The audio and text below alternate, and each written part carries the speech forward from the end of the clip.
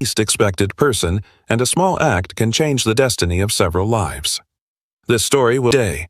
Give the video a like if you enjoy this story and leave a comment telling us from what city you're watching and at what time. Brian Anderson left the safe wide open. Stacks of money in plain sight, thousands of dollars unprotected. He pretended to sleep on the couch in his office while the 5-year-old daughter of his cleaning lady entered the room alone. The girl approached the open safe. Brian watched through half-closed eyelids. With his heart racing, Anna reached out her little hands toward the money. What she did in the next 30 seconds left this millionaire businessman stunned, and what came after that scene changed 3 lives forever. Brian Anderson never imagined he'd be betrayed by someone he'd trusted for over a decade. Mark, his accountant, the man who knew every dollar that came in and out of the company, had embezzled nearly $3 million. The revelation came through a routine audit that Brian almost canceled due to overconfidence. When the numbers didn't add up, when the offshore accounts appeared, when the fraudulent transfers came to light, Brian felt something he'd never felt before, the sense that he couldn't trust anyone anymore. Mark wasn't alone. He had accomplices inside the company, people Brian greeted every day, people who smiled at him in the hallways. The police were investigating, the lawyers were handling the lawsuits, but the emotional damage was already done. Brian started questioning every gesture, every word, every look. Was there anyone still honest in this world? Did kindness still exist? Or was he surrounded only by masks? It was a Friday afternoon when Brian had an idea. Teresa Newman had been working as a cleaner in his office for 6 months. A discreet, polite woman, always with a tired smile on her face. She arrived at 5 a.m. and left at noon, rushing to her second job. Brian knew she had a young daughter, Anna, just 5 years old. Sometimes the girl came with her when school was out or when Teresa couldn't leave her with the neighbor. Anna was a quiet child with big, curious eyes. She sat on the reception couch drawing on recycled paper that Teresa pulled from the trash. The girl never asked for anything, never touched anything, just observed the adult world around her with that strange seriousness of kids who grow up too fast. That Friday, Brian made a decision. He wanted to know if honesty still existed in the world. He needed a sign, anything to restore his faith in humanity. So he set up a test and he left the office safe, wide open, not just ajar but fully exposed with the steel door swung back. Inside, he arranged stacks of cash bills of 100s, 50s bundles upon bundles, at least $40,000 there in plain view. Brian reclined on the leather couch, closed his eyes almost fully, leaving just a slit to watch, and pretended to sleep. His breathing became heavy, forced mimicking deep slumber. The office was silent. Teresa was cleaning the outer hallway, and Anna, as usual, was in reception. That's when Brian heard the light footsteps. The office door was slightly open. Anna appeared in the doorway in her faded pink dress and scuffed Velcro sneakers. The girl looked at Brian on the couch. She waited a few seconds, then her eyes found the open safe. Brian felt his heart speed up. Every muscle in his body tensed, but he stayed still. Anna walked slowly to the safe. Her tiny hands reached out. Brian was ready for the worst, ready for another disappointment, ready to discover that even a 5-year-old had been corrupted by the world. But what Anna did in the next 30 seconds made Brian forget to breathe. Anna touched the money. She started organizing it. Her small hands took a slightly crooked bundle of bills and aligned it with the others. Then she took another bundle that was sticking out and pushed it back, making everything even. The girl worked with the silent concentration of someone piecing together a puzzle, straightening stack by stack, piling the bills like building blocks. Brian watched, paralyzed. This didn't make sense. A 5-year-old girl, probably from a struggling family, facing more money than she'd ever seen, and she was tidying it up. She even ran her hand over the safe's surface, wiping away imaginary dust before stepping back 2 paces and nodding approvingly at her work. That's when Anna noticed Brian had woken up. She turned her face and gave a shy little smile. "Sorry, mister, I didn't mean to wake you." Brian sat up slowly, still processing what he'd just seen. His voice came out hoarse, loaded with emotion he hadn't expected. "Anna, what were you doing?" The girl looked at the safe, then at Brian as if the answer was obvious. "Fixing the money. It was messy. Messy money makes people sad.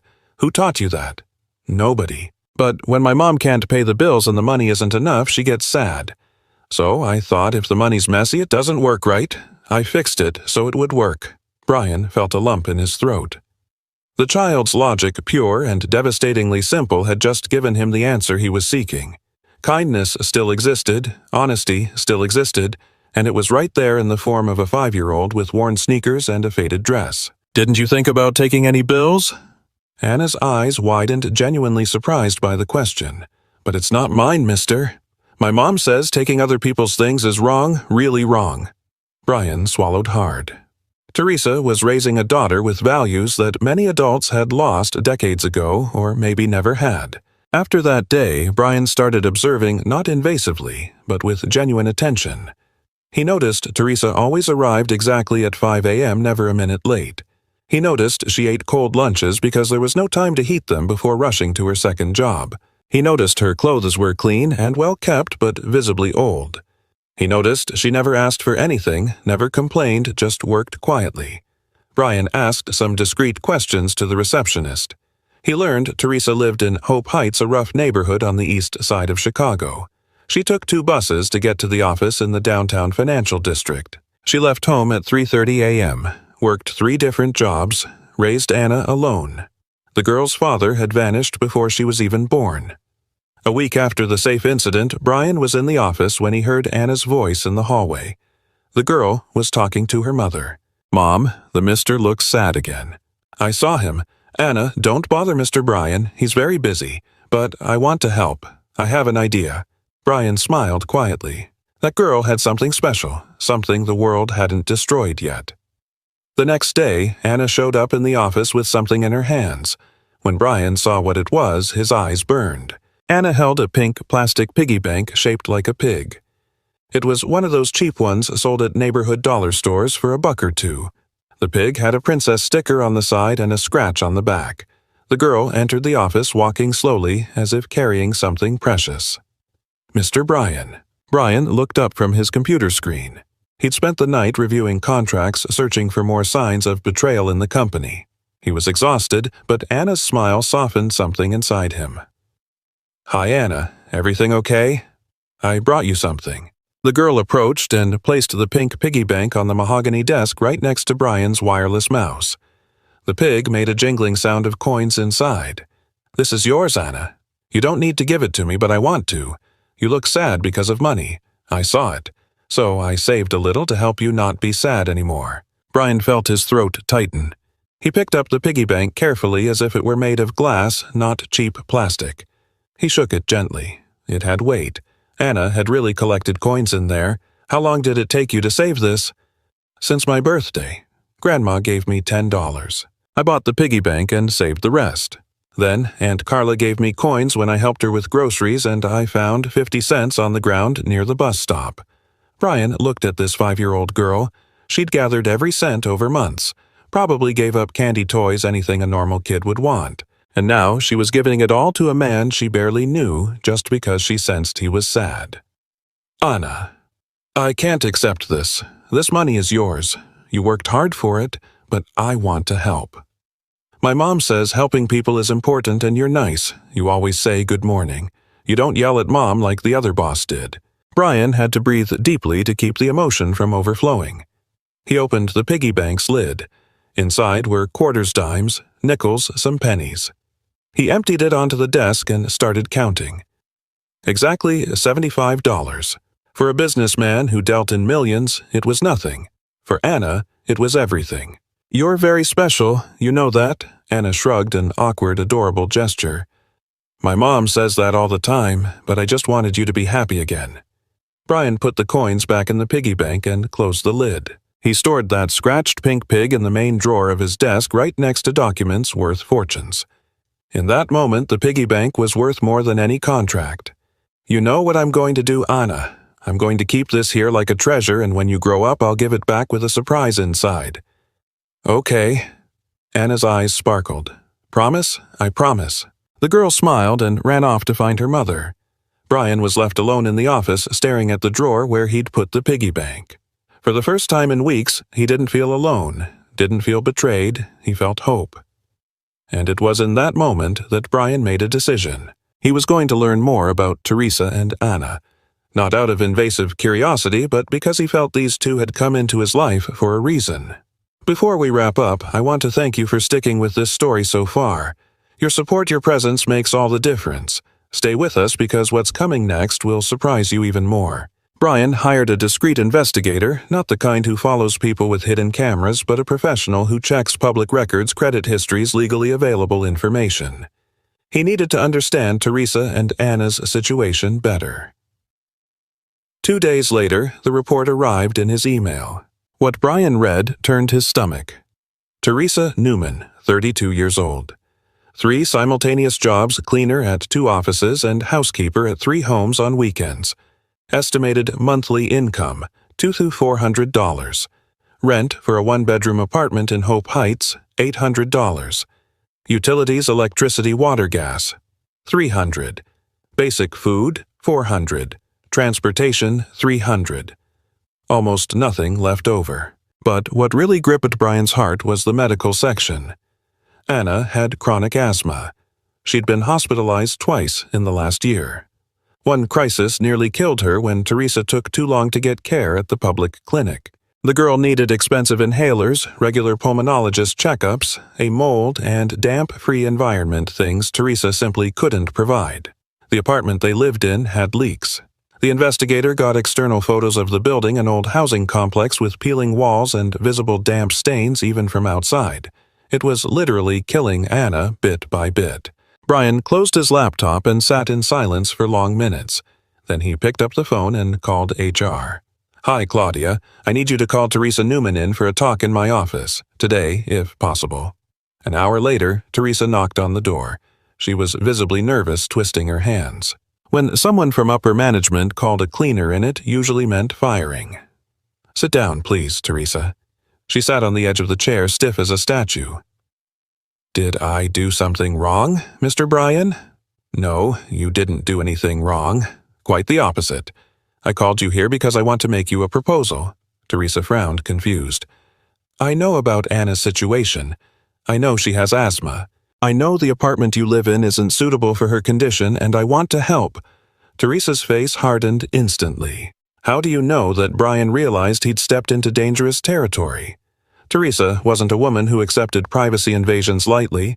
"I looked into it, and before you get mad, I did it because I care. Anna gave me her piggy bank. A 5-year-old gave me everything she had. That touched me, Teresa. It touched me deeply. You had no right to investigate my life. I know, and I'm sorry for that, but now that I know, I can't pretend I don't. Let me help. I can pay for health insurance for Anna.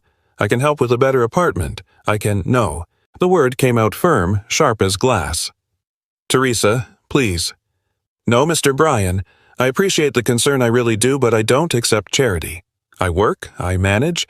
I've always managed on my own, and I'll keep managing. I don't need handouts from a boss. It's not a handout, it's help. To you, it might be help. To me, it's charity. And I have pride. Mr. Brian, it's one of the few things I have left. My daughter may not have brand-name clothes, may not have fancy toys, but she has dignity, and I'm not selling that dignity for money." Teresa stood, gave a polite nod, and left the office before Brian could respond. He sat there alone, feeling powerless for the first time in a long while. He had all the money in the world, but couldn't help someone who truly needed it. What Brian didn't know was that in 3 days, Teresa would get news that would force her to reconsider everything. Teresa held the envelope with trembling hands. The word eviction was printed in red at the top of the document. 2 months' rent overdue. She had 15 days to settle up or leave the apartment. $800 times 2 that she simply didn't have. Sitting on the torn couch in the tiny living room, Teresa did the math for the 10th time as if the numbers might magically change. They didn't. She'd spent everything on Anna's latest inhalers. The girl had a bad attack 3 weeks ago and needed expensive medication. Teresa chose her daughter's health, she always would, but now the price of that choice was there, printed on official paper. Anna slept in the apartment's only bedroom, hugging a faded teddy bear. She couldn't see her mother break down. Teresa bit her lip hard, swallowing the sob that wanted to burst out. The thought of uprooting Anna from that place, even if it was a leaky apartment, and going where a shelter a friend's couch. She had no family, no support network, just herself. The next day, Teresa arrived at Brian's office with swollen eyes. She'd spent the night awake turning over non-existent options in her head. Brian saw her through the glass hallway and knew immediately something was wrong. He stepped out and went to her. "Teresa." "What happened?" She looked away, proud even in despair. "Nothing, Mr. Brian, just a bad night's sleep." "Teresa, I can tell when someone's not okay. Please trust me." It was the word trust that broke her last resistance. Teresa pulled the envelope from her worn purse and handed it to Brian without a word. He read it quickly. His jaw tightened. 15 days. I couldn't pay. Spent everything on meds for Anna. She had a crisis.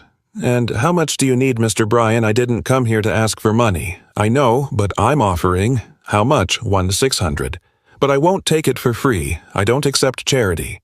Brian thought fast. He knew Teresa's pride was a wall that couldn't be toppled with simple generosity. He needed a different approach. What if it wasn't charity? What if it was a formal loan? Teresa raised her eyes suspicious. How so? A loan. With a registered contract all proper. You take the money, pay the back rent, and pay me back through payroll deductions. 5% interest per year, less than any bank would charge. In 12 installments, $140 a month. Can you afford that? Teresa did the mental math. It was tight, very tight, but possible. And why would you do that? Because Anna gave me $75. She gave me everything she had to help me when I was sad. Now it's my turn to give back, but the right way, with respect, with dignity. You won't owe me anything beyond the money and interest. No favors, no moral debt. It's just business. Teresa breathed deeply. Every fiber of her being screamed to refuse to find another way, but there was no other way. No, this time she looked at Brian and saw something that disarmed her completely. Genuine respect. He wasn't looking at her with pity. He was looking at her as an equal. All registered with a signed contract. All registered. You can take it to your lawyer to review if you want. I don't have a lawyer. Then I'll pay for one to review the contract for you. That way you're sure there's no trick. Teresa felt her eyes burn. For the first time in years, someone was truly extending a hand with no ulterior motive, no expectation in return. Okay, I accept. Brian smiled a small, genuine smile. Great, I'll prepare the contract today. Tomorrow the money will be in your account. And that's how the relationship between Brian, Teresa, and Anna changed forever. What neither of them imagined was that in 2 weeks, a ghost from the past would reappear bringing a storm with it. Hugh Morrison showed up on a rainy Tuesday. Teresa was hanging clothes on the makeshift line in the laundry area when she heard the knock on the door. Loud, insistent knocks, the kind that make your heart race before you even know who it is. She opened the door and froze. 6 years. 6 years since she'd last seen that face. The man who left her 4 months pregnant with a text message saying he wasn't ready to be a father. The man who never paid a cent in child support. The man who never wanted to know if his daughter was alive or dead. Hi, Teresa. His voice was casual, as if they'd seen each other last week, as if 6 years of abandonment meant nothing. What do you want here, Hugh? I came to see my daughter. I have rights. No. Teresa felt rage rise like lava in her throat. Rights. You abandoned her before she was even born. You vanished. Never sent a dime in support. Never wanted to know if she was sick, hungry, alive, and now you show up talking about rights. Hugh shrugged that arrogant gesture Teresa knew well. I was going through a tough time, but now I'm better. I want to meet Anna. I want to be part of her life. No, Teresa. I'm the father. I can go to court, then go. Go and explain to the judge why you disappeared for 6 years. Explain why you never paid support. Explain why your daughter almost died from asthma and you weren't there. Go, Hugh. I'll wait for you in court. Hugh changed tactics. His face softened, falsely vulnerable. I know I messed up. I know I was a coward, but I've changed, Teresa. I swear I've changed. I just want a chance to meet my girl. That's when Anna appeared in the bedroom doorway. She looked at the strange man in the living room and instinctively ran behind her mother, grabbing the edge of Teresa's skirt. Who is he, Mom? Teresa felt her daughter's body tremble against hers. Anna wasn't a child afraid of strangers. She greeted everyone politely, but something about this man scared her. Kids have instincts, adults lose. Nobody, honey. He's leaving. Hugh crouched down, trying to get to Anna's level. Hi, Anna. I'm your dad." The girl clutched her mother's skirt tighter. Her voice came out small, scared. "My dad left before I was born. Mom said that. It's true, but I'm back. Back so we can be a family. Enough, Hugh. Get out of my house. Now." He stood slowly but didn't leave. Instead, he crossed his arms and smiled a cold smile that made Teresa realize something was very wrong. "I heard you're involved with a rich businessman, a guy named Brian Anderson. People talk. They say he's keeping you, that you're living better now." So that was it. Someone had told Hugh. Someone had gossiped about the loan about Brian, and Hugh smelled money like a vulture smells carrion. "It's nothing like that. He's my boss, and the loan he gave me is legal with the contract." "Sure, boss. Look, I'm not here to judge. I'm here for my rights. Right to see my daughter, and who knows, right to back child support you owe me for keeping me away from her." Teresa felt the ground vanish under her feet. Back child support? He was twisting everything, turning abandonment into victimhood.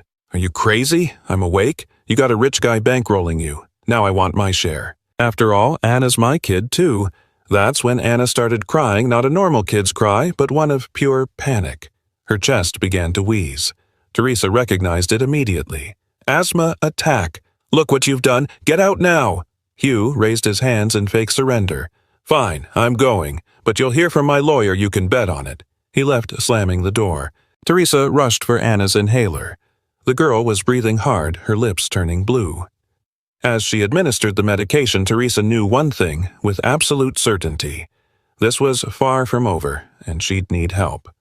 Brian answered the phone on the second ring. Teresa's voice on the other end was broken, desperate in a way he'd never heard.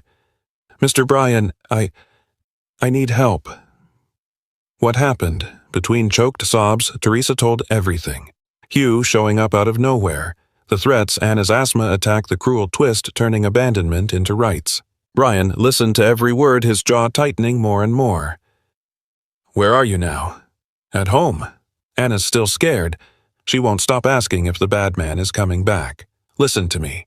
Tomorrow morning, come to the office. I'm calling Dr. Albert Castillo right now. He's the best family lawyer in the city. I've worked with him on business cases. If anyone can help, it's him, Mr. Brian. I can't afford a lawyer like that. You won't pay. I will. And before you talk about pride, this isn't charity, it's protection. Hugh doesn't want Anna. He wants money. If he gets any kind of custody, he'll use it to extort you for life. So let me do this. For Anna." Teresa breathed deeply on the other end. Her voice came out small, vulnerable. "Thank you." The next day, Dr. Albert Castillo was sitting in Brian's office when Teresa arrived. He was a 60-year-old man, gray hair, perfectly combed, impeccable suit, and a sharp gaze from someone who'd seen every variation of human meanness. "Mrs. Newman, pleasure to meet you. Let's get straight to the point because time is critical in these cases. Tell me everything from the beginning. Don't leave anything out no matter how painful." Teresa told it all. The brief relationship with Hugh, the unplanned pregnancy, the abandonment by text, 6 years of absolute silence, $0 in support, 0 contact attempts, and now the sudden return demanding rights. Dr. Albert made meticulous notes on a tablet. "Do you have his messages from the abandonment?" "I do. I saved everything." "Excellent. Did you ever file for unpaid child support 3 times, but nothing came of it? He always vanished before the hearing." "Even better. That shows a pattern. Now, tell me, besides, did anyone witness his visit? The neighbor next door heard everything." "Walls are thin. She even knocked after to check if I was okay." Dr. Albert smiled for the first time. It wasn't a happy smile, but the smile of a predator spotting the jugular. "Perfect. I'll need her contact. And, Teresa, you need to prepare psychologically. Hugh will try to smear your image. He'll say you're a negligent mother, that the apartment is unfit, that you got involved with a rich boss for gain. All that will be thrown in your face." Teresa swallowed. "I know, but the truth is on your side, and truth always wins when it's well documented." It was the following week that Hugh filed the lawsuit seeking joint custody. In the filing, he claimed Teresa was negligent, the apartment posed health risks to Anna, and he'd been unjustly kept from his daughter. Dr. Albert read the suit and laughed. A short, humorless laugh. He's hanged himself. This filing is full of contradictions. Any competent judge will see through it. But 2 days before the hearing, something unexpected happened. Hugh showed up drunk at Teresa's building door at 11 p.m. yelling that he wanted to see his daughter. The neighbor called the police.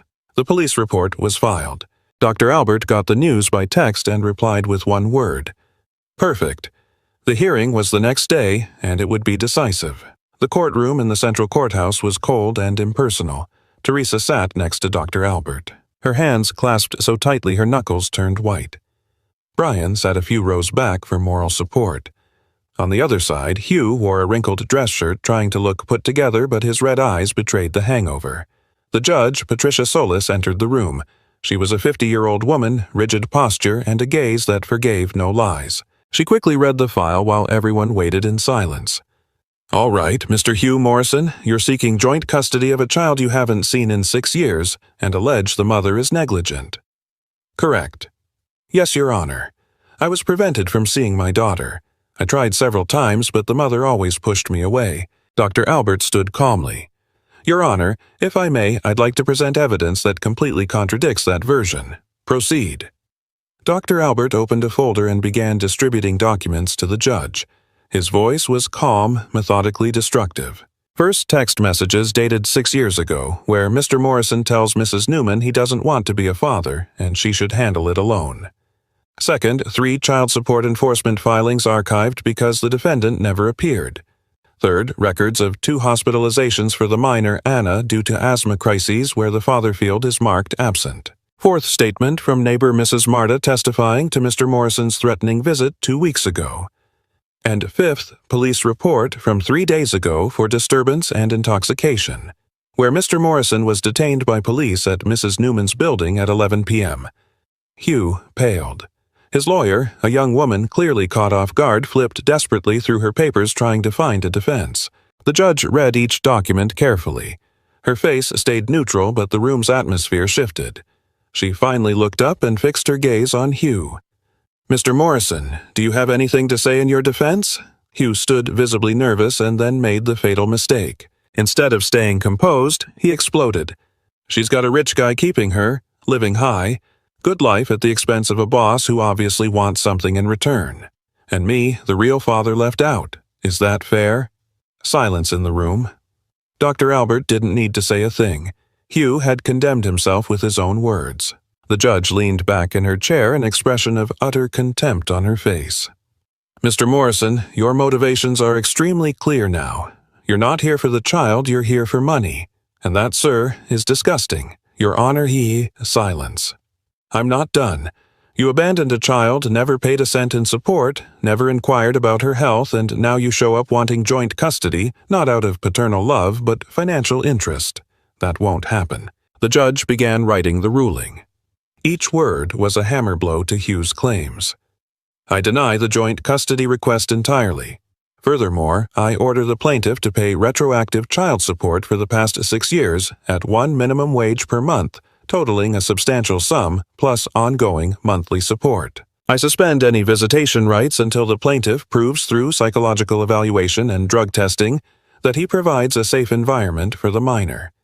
Hugh tried to protest, but the judge banged the gavel. Case closed. Next. Teresa broke down in tears. Dr. Albert placed a respectful hand on her shoulder. Brian, in the back rows, breathed deeply for the first time in days. Hugh stumbled out of the room, utterly defeated. Outside, in the courthouse hallway, Teresa hugged Brian tightly. It was the first time she'd allowed that closeness, and he returned the hug, knowing this was just the start of something much bigger. 6 months later, life had changed in ways none of the 3 could have imagined. Teresa was no longer a cleaner. Brian promoted her to coordinator of cleaning and general services for the company with a formal contract, a decent salary of $400-500 meal vouchers, full health insurance, and all the benefits she'd never dreamed of. She now managed a team of 12, wore an administrative uniform, and had her own desk on the 2nd floor. Her former co-workers treated her with respect, some with envy, but Teresa didn't care. She'd earned it with sweat dignity and never bowing her head.